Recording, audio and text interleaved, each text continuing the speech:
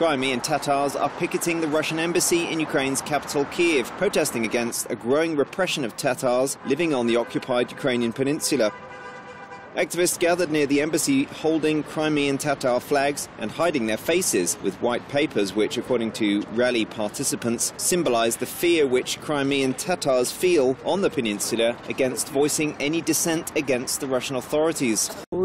Mass searches are being conducted in the houses of journalists. All archive materials are being confiscated. The Russian security forces threaten to create conditions which force Crimean Tatars to leave their territory. We have been fighting to return to our motherland for ages, and now these invaders have come and are creating conditions which force Crimean Tatars to leave their land and are bringing masses of people from the internal regions of Russia to replace them.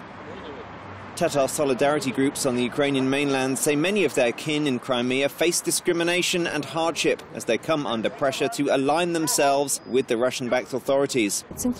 With this flash mob, which is called Peninsula of Fear, we would like to show that ordinary Crimeans are afraid to express openly and publicly their views and political positions, which are that Crimea is Ukraine and that Crimea is not Russia, because it carries a risk for them. First, to be banned from entering Crimea's territory, or, secondly, of their parents, relatives or family being politically persecuted.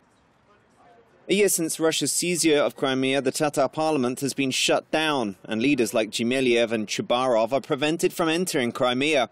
In recent months, several Tatars were reportedly killed, beaten or went missing.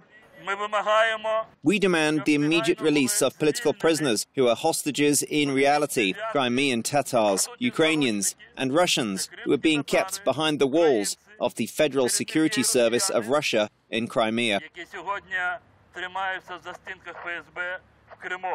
Deported to Central Asia by Soviet dictator Stalin, Tatars began returning in the 1980s and in large numbers after the collapse of the Soviet Union in 1991. But around 15,000 have fled since Russia's annexation.